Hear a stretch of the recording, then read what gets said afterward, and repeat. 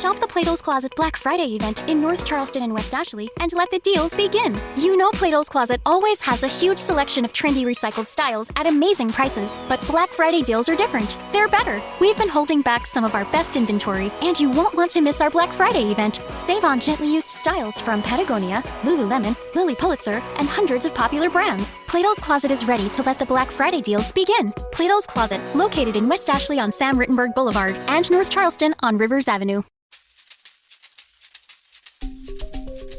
Hi, my name is Richard Dix, and this is How Did That Happen?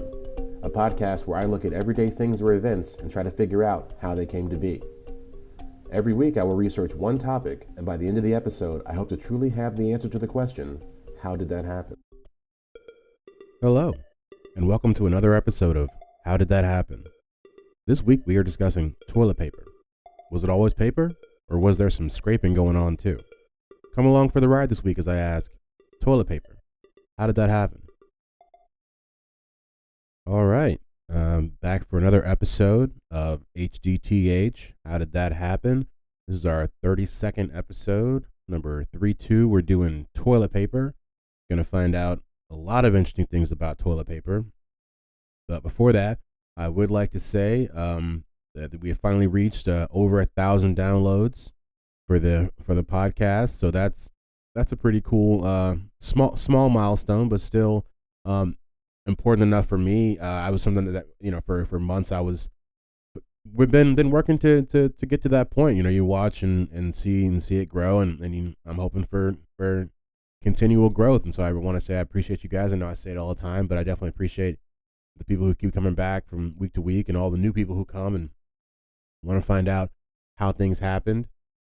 And before we start, I wanted to just I'm always trying to do something different with this podcast. I thought for this one I would share with you guys what I'm reading right now. And the two books one book that I just finished is called Love Does by Bob Goff, and it's a pretty good book. It's got religious undertones within it, but it's really interesting that all the different ways he talks about how love shows up in life. And that's just something that I don't think that we think about enough as people. All the different ways that we can show up and show love, and the ways that love itself is being shown to us without even thinking about it. And so he just talks about a lot of different ways and kind of allows you to see them and let them resonate with you. But then the second one is one I'm listening to on audio. It's called The Dressmakers of Auschwitz, and it is about these women in World War II who end up working in a dressmaking shop. They were dressmakers before World War II, but they end up working in a dressmaking shop as they're taken to the concentration camps. They make all the nice outfits for like the SS and the SS's wives and all their families for all their when they go out into the theater and all the dinners and stuff. All those outfits were made by concentration camp members, and that's what that book's about. But yeah, gonna keep on growing with the podcast though. Like to ask you guys to like, rate, and subscribe, and share with anybody that you think might like to hear this. Not gonna gab on anymore. Go ahead and get right to the episode. This week's episode is toilet paper. I hope you guys enjoy it.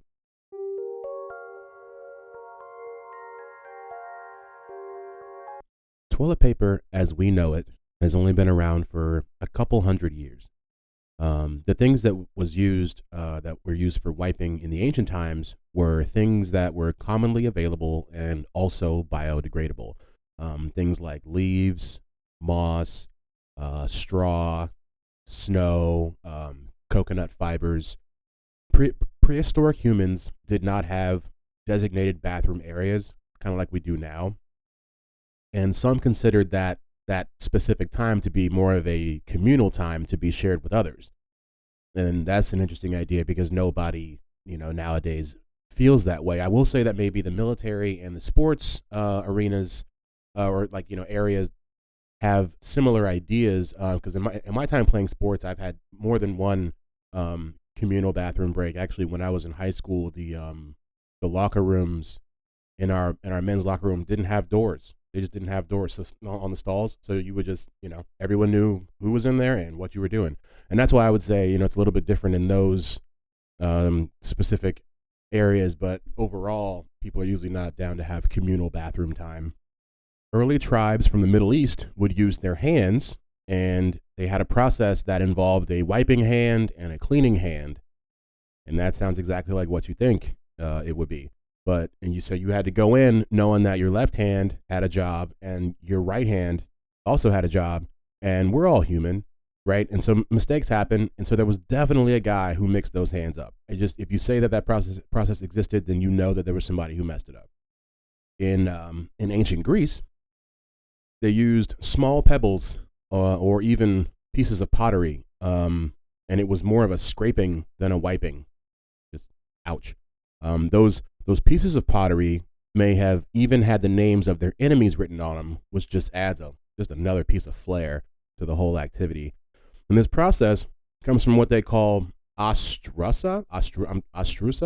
It's spelled Ostraca, like ostraca, but it's actually like pronounced ostrusa or something like that, which is a vote basically to decide if someone should be kicked out of the tribe. So it's like total Survivor vibes, basically. And this is where we get the term ostracized. So, vocab word of the day for you guys.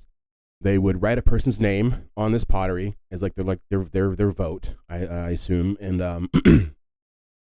there is evidence that they would even then use, like I said, that piece of pottery with that enemy's name, the guy you voted out. You're going to then wipe yourself with that same piece of pottery, which you could say it adds insult to injury, but I feel like it adds something else to something else. The Romans used a sponge on a stick that they called a xylospongium, which to me sounds like the next element on the periodic table that we have yet to discover. But after you were done with your xylospongium, you would dip it or rinse it in a mix of salt water and vinegar and then leave it for the next guy, just right on down the line. And there's no surprise there that bacteria spread and that caused illness. People in ancient Japan I put a D on there for some people in ancient Japan use what they called a poop wiping stick called a chugi, which I think up until this point and probably throughout the whole thing is like the coolest, cutest name for what you could call something that you wipe your butt with. But they basically that word translates to small stick or rod, and it was said to look like a popsicle stick. And if you're wondering, yes, I found pictures, and I will be posting on the Twitter page of some used chuggies. Unfortunately, I couldn't find any pristine, clean, unused ones. They are from back in the day, but they did a similar job as the Greeks with their pottery, and it really is surprising. It really was surprising as I researched this stuff to see the amount of civilizations who scraped instead of wiping. Is just something that I get it. Like I get it as I'm human, but I guess just growing up in a world where that's or in a society. Let's get that straight, because I multiple things that I've read and watched mention that there's a portion of the world still today that doesn't use toilet paper. They just don't. And as we see now, it's counterintuitive for some people. And depending on what region of the world you're in, they don't. Your first thought is to go to a stick or something like that, and we'll get to it. Actually, it's not that different in Western society, as far as like America as well. But that was just something that I was when you go into this stuff, you don't expect certain things. When I first read that thing about the Greeks scraping with pottery, I was like, oh, we're in for a doozy here, In that same vein, and I did not learn this while doing the research, but I've since learned that some people wipe from the front. Some men wipe from the front. I've never done such a thing, but I know that it now exists. So it's like we are all just different people. It turns out, some of the first people to use paper for wiping were the Chinese, and this makes sense because the Chinese invented paper. A man named Kai Lun is the guy who gets the credit for first creating paper in the year 105 CE. And ancient China was pumping out more than 1 million sheets of this stuff a year. They would sometimes be made of a bamboo pulp, and if you had money like that, you could get it perfumed, which was also, I forgot to mention, a feature you could get on your chuggy stick as well. So if you want a scented chuggy stick, chuggy, I don't know. But you could also get that perfumed. And I just don't know how much of a difference that will make. I don't know. I feel like it's really more of a status thing. You know, if you go in your boy's bathroom and it's like, yo, his Jiggy Stick smells like lavender, cool, bro. It still smells like lavender. And if you know what I mean. But this next little tidbit I learned about pooping in China was just remarkable. Just remarkable. It's in rural farmers in ancient China, and maybe even still today, I don't know. They would poop outside, which is not the remarkable part. But they had set up basically like this little chute, right, from where they pooped to like slide their poop down into like where their pigs were, and it would almost basically just slide into the pig's mouth, right? And they would just eat it. And then, you know, you do whatever you do with that pig, but it's like, whoa, you know. When I read that, I love pork, I do, but I was just like, I get why pork gets a bad rap, because it's just like, I don't know of another animal, that lives like that. And if you do, put it in the comments, you know, put it up on Twitter page, because that, you know, let's all broaden our horizons. But keeping in the China area, in 1391, the Emperor of China decreed that there should be specific paper made for his bathroom needs. And so this is really one of the first times that toilet paper is like marked as a necessity in society, if you will. Like it already existed and had been existing in China for, as we see, at least like 1,200 years. But it now has become something that is basically a need. It's gone from just, you know, what do we have, leaves, you know, do we have a stick? It's like, oh well, now we as humans, at least in that part of the world, feel as if toilet paper is a civil right, if you will, which is an important distinction.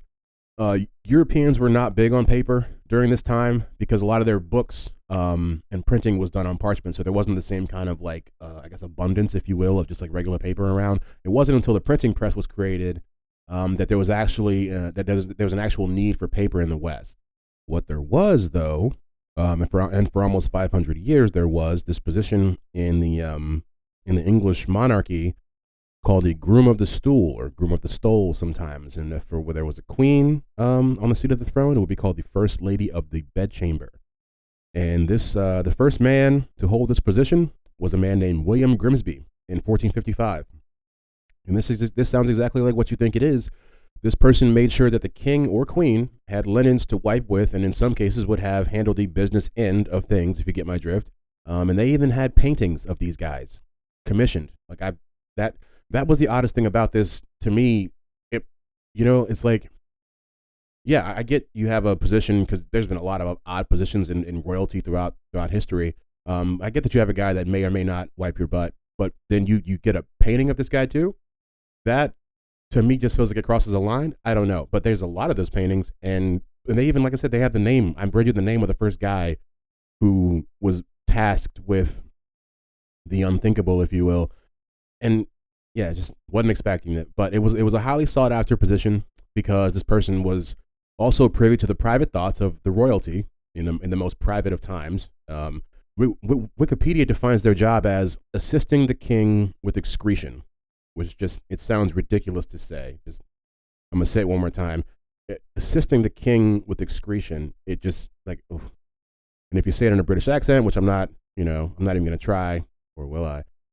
But no, like, assisting the king with excretion. You know what I mean? Like, and I'm sorry for like the 10 UK listeners that I have. I do know there's like 10 of you out there. Don't hate. Everybody has one, and it's bad. But yeah, people were afraid of this person because of the secrets they held, and they must have picked up a lot of rumors and strategy while keeping watch of the throne during those private times. And this was an official position up until 1901. So this isn't even like some medieval stuff. It's like, we were like 10 years from cars, and they were still, this thing still existed. King Edward VII was the one who brought this position to an end. Just an FYI, because I read some places that mentioned that no one ever actually said who the guy was who was like, I don't want this anymore. And so we get to the point where I was talking about how the Americans get to their stick using time, if you will. In the colonial era, the people used corn cobs basically to do their business, and corn was a main staple for farmers during this time. So cobs would be saved after a meal. And this was said to work so good that when normal toilet paper came along, some people just chose to stick to the cob. Imagine your granddad just being like, I'm going to stick to the cob. Cob got me through. And stuff like that, when they're just like, but, we have paper now. He's like, and I have corn. God gave me corn. And so by the early 1800s, Europeans and Americans were using scratch paper or newspaper or even magazines in the bathroom. This proved to be very convenient because when you are done reading your paper, it can serve another purpose. You know, we got dual purpose paper here. The Sears catalog ended up being one of the most popular versions of this, and it was because it was delivered for free to every American home. So basically, Sears was just giving out toilet paper for years, and it even came with a hole punch so that it could be hung in the outhouse. So a little wink and a nod to what they know you're already doing with it. The first commercial toilet paper, and this is where we kind of get into what. This is why I said earlier at the very beginning where the idea of toilet paper as we know it has only really existed for a couple hundred years. But the first commercial toilet paper was made in 1857 by a man named Joseph Gayeti, and it was said to have medical benefits, and it was even watermarked with his name because he wanted his name in that place. They didn't sell very well, and this was either because people were doing fine with their old newspapers and corn cobs. Remember, Granddad's going to stick to the cob, or because they were embarrassed to buy something in the store to wipe their butts with. And it was probably the second one more than the first one. Because if you think about it, if you've been using newspapers and corn cobs for your whole life, and so did your grandparents, then nobody has any experience buying toilet paper. You know what I mean? It's not something that you know how to do. Imagine if you've never bought deli at a deli counter. You don't know how it works, right? You always buy your deli from the freezer section, or you just don't eat deli meat, right? So it's the same concept of like, A, how do I do it? B, this is a kind of something I maybe don't want to talk about. You know, it was considered unmentionable. It was considered part of the unmentionable category for a long time, actually. Scott Tissues is one of the first companies that ends up dabbling in commercial toilet paper and having a bit of any bit of success. And this happens when Clarence and Edward Scott create the Scott Paper Company in 1879 in Philadelphia. And they actually didn't make toilet paper when they first started. What they would do is buy paper in bulk and then perforate the sheets and sell basically, you know, a certain amount of sheets to different like third parties. And that's kind of how they got into the toilet paper business. And they sold them to places like hotels and drugstores. And this elevated the status of toilet paper from some sort of like gutter tool and unmentionable to a level of class because one could obtain it while staying at a hotel. And everyone knows the things you get at hotels are always cooler than what you have at home. I mean, it's kind of paraphrasing, but it is a lot like that. The fact that you would go on holiday or whatever, and you come from your house and your outhouse and your cob and your Sears catalog, and you get to this hotel and everything's clean and nice, and you go in the bathroom, it's like, oh, they have toilet paper. Like, what? That's cool. That's comfortable. You know what I mean? And then you go back home and like, man, I wish I could have some of that hotel stuff at my house. And that is kind of one of the things that really brings about the need and demand for regular toilet paper that we have today. The surge in indoor plumbing as well is also what drives that boom. There are companies like Charmin and Quilted Northern that come on the market later on, and toilet paper would begin on the road that is still on today, which is and it basically comes from that mixture of the two things of people go from using the bathroom outside, which I think even if you're outside, it almost makes more sense. Not makes more sense, but it's understandable that you would use a corncob pipe or not a corncob pipe. I hope you don't use a pipe. Like a corn cob, you know, an old piece of cob, or like a piece of newspaper. But it's like once you bring that business inside the house, you almost have to like step it up a little bit, you know. And so it's like you bring it inside, and also you mix it with the nice places you go in society already are kind of having that, you know, when you're using the bathroom, it's basically the perfect storm that creates that white roll of paper that you have in your bathroom right now. And that is how toilet paper happened. And now it's time for the roundup. And we're going to round it up. People start wiping with anything they can find, which includes leaves, moss, and coconut fibers. The ancient Greeks used pieces of pottery to scrape themselves, and the Romans used sponges on a stick. The Chinese give us toilet paper, and actually they give us regular paper as well. The colonial people had more than one use for the corn plant. Remember, stick to the cob. And regular toilet paper as we know it begins in 1857, but doesn't take off until around the turn of the century. Things I didn't know before. And now I know them. Never heard of these things. What are they? All right. things that I didn't know before, which like normally is a lot. I didn't put the Chucky stick on here because I figured we mentioned it enough earlier, but that's definitely something that I did not know. The idea of scraping as opposed to wiping is also a new idea to me, but we'll get to the ones I have written down. More than 7 billion rolls of toilet paper are sold annually in America. Did not know that. Sounds about right though. Because when you go in those big box stores, man, they just have that stuff just piled high, just like the size of, it's like almost like if you go in Costco, they have them stacked up to like the size of like a 2-story building. Another one, it wasn't until the 1970s when American media could begin to refer to toilet paper as toilet paper. Basically, before that, it was bathroom tissue. And this has a lot to do with what we were talking about before, with the fact that it was an unmentionable, something you don't talk about. So you can't. Are we gonna say toilet on the air? And have people think of toilet. People using the bathroom or stuff like that. So they called it bathroom tissue instead of that. I just thought that. I never knew that because I grew up. I'm post 70s, so it's always been toilet paper. But the idea that it wasn't always that, and people were not afraid, but the FCC was like, you can't use that. It was up there on the same level as like any sort of like sexual innuendos and like cursing.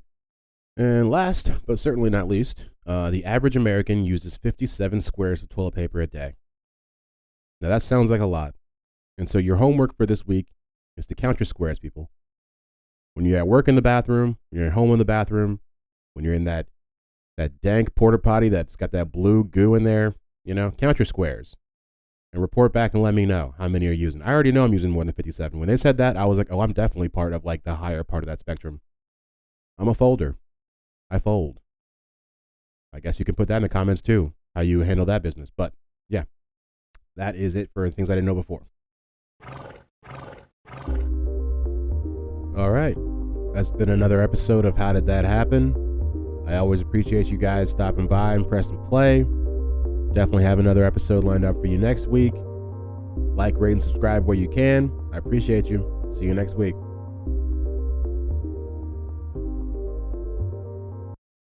With Miller Motte College's online programs, you can choose when you study. Our online programs give you the flexibility to make education work with your schedule. Earn your degree without derailing your life. Visit us online at miller-mott.edu. That's miller-mott.edu. Judy was boring. Hello. Then Judy discovered ChumbaCasino.com. It's my little escape. Now Judy's the life of the party. Oh, baby, mama's bringing home the bacon. Whoa, take it easy, Judy. The Chumba life is for everybody. So go to ChumbaCasino.com and play over 100 casino-style games. Join today and play for free for your chance to redeem some serious prizes. ChumbaCasino.com. No purchase necessary. Void where prohibited by law. 18+ terms and conditions apply. See website for details.